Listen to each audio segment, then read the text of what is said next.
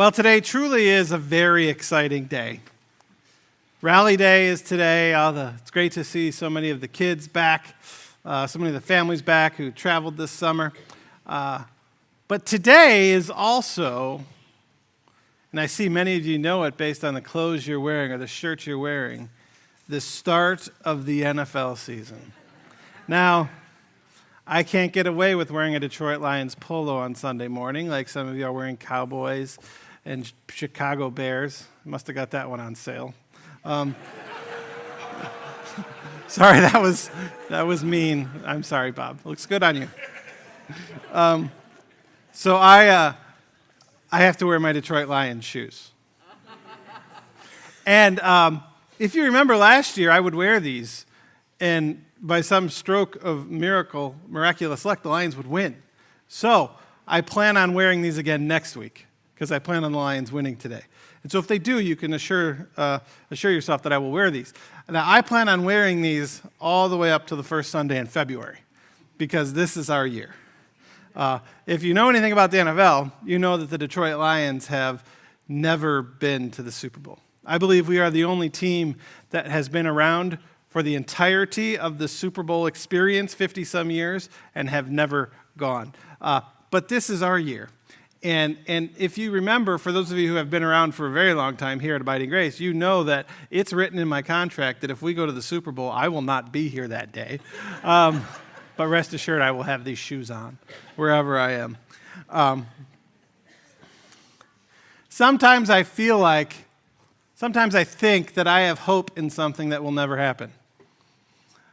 The Detroit Lions, as a Detroit Lion fan, I think that it's never going to happen.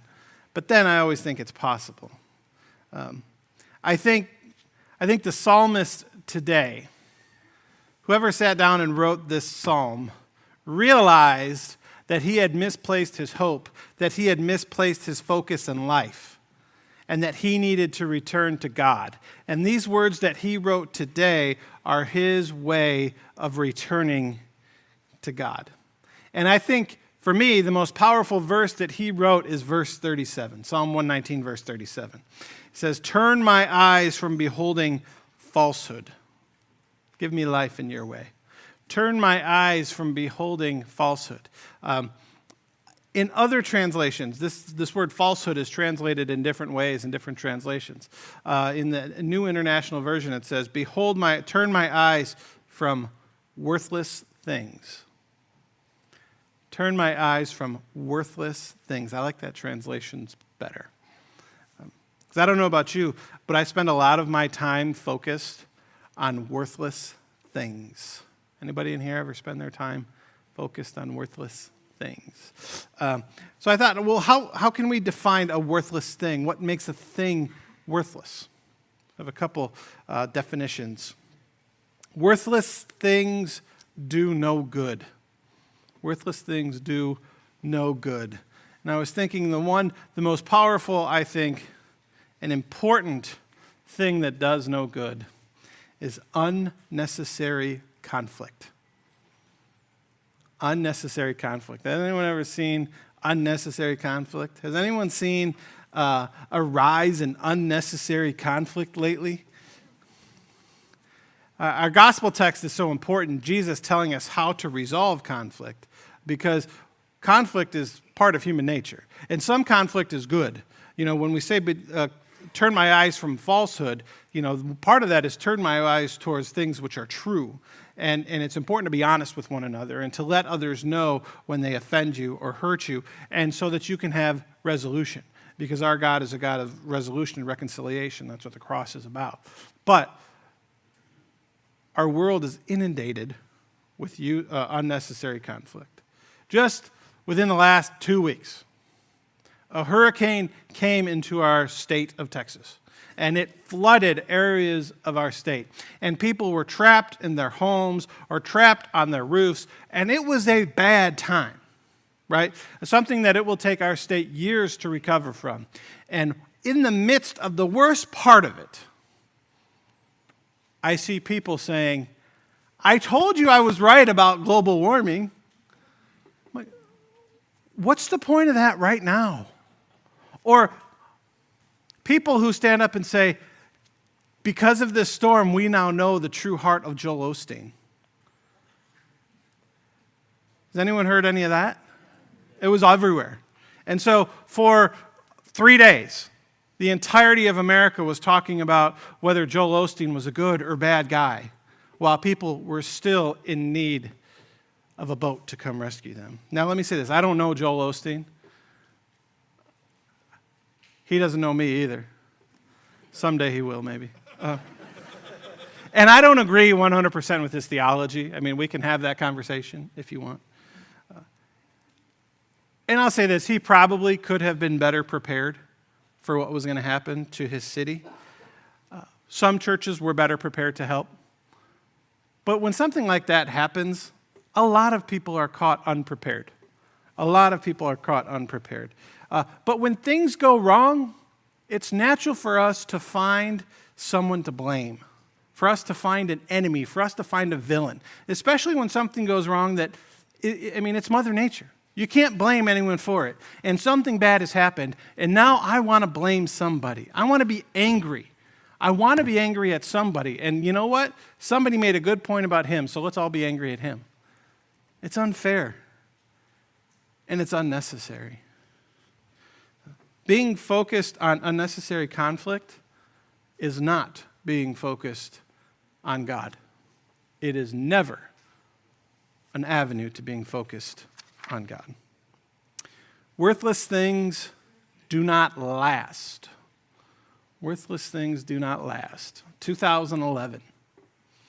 TaylorMade just came out with a brand new driver, the R11. Anybody ever had an R11? It was the white one. It was the first white driver. Well, they came out with it. I had to have it. I would dream about it at night. And the first Briarwood golf tournament, May of 2011. Some of you here were on my team. I got a bunch of stuff. I got a bunch of raffle tickets, and I won. Was anybody there that day where I just won like 10 things in the raffle? And everyone was like, oh, it's fixed, it's fixed. Jerry, I'm sure you were saying that. And so I had all these things, and they all had a price tag from Edwin Watts on them. Things I didn't need, things I didn't want. So I went to Edwin Watts, and I traded it all in. And the guy said, well, you have $450 of credit. And I said, how much is that R11? He said, $400 plus tax. I said, I'll take it. And I had an R11, and I thought to myself, I will never, ever, ever, ever need another driver, because this is the best golf club God ever made. I think I've had 7 since then. I've gotten into the habit of buying them at the used PGA store, superstore rack, and you just use it for 25 days, and you can take it back and trade it for another one. They have a 30-day playability guarantee. It's their thing, not mine. Wow. I need to stick to my script. Do they let me in the store anymore? Yeah, they smile when I'm coming. What was I saying? I want you to think, worthless things do not last. How many things do you own that you had 10 years ago or 15 years ago? How many things do you have that you've had that long? Your husband? So he's not worthless then. I have a pair of Air Jordans that I think are old enough to have a driver's license, but that's about it. Everything else I've gotten in the last 10 years, or that I've had, I had a lot of stuff back then too, and I don't know where it all went, right? It's either been donated or it's been thrown away. All these things that I had didn't last. How many things do you have now that you'll still own in 10 or 15 years? I was thinking probably some of my furniture, my grandmother's china that I inherited, my grandfather's detective badge that I inherited, my Detroit Lions shoes. But I don't know what else. Worthless things are things that won't last. Instead of focusing on things that won't last, we could spend more of our time focused on things that will last, like relationships. Worthless things do not build love. Worthless things do not grow love. I struggle with what word to say, build, grow. I don't know where love comes from. I don't know how love grows. But worthless things do not do that. Romans 13, our text from this morning, and Taylor's wonderful children's sermon today, made it clear to us that we have but one job, one commandment, one purpose in this life, and that is to love one another, to love each other. We were put here to love each other. And worthless things get in the way of doing that. Everyone and everything in life has a chance to help us love each other or to distract us from loving each other. I imagine 6 months ago, a month ago, somebody in Houston was saying, man, that boat, I don't need that boat anymore. I don't know why I waste money on that boat. And little did they know that a couple weeks later, that boat that they had would be used to save lives, to help people. Or people just here in our congregation and all over the country and all over the world, how 2 weeks ago weren't sure how they could help somebody, but they saw a need on the television and they went and they used their own money to buy things or to donate to the Red Cross or the Salvation Army or to Lutheran Disaster Relief, and how that one thing that we always think gets in the way of us and God, money, we have used to help others. When we are focused on loving each other, we find ways to use our stuff to help others.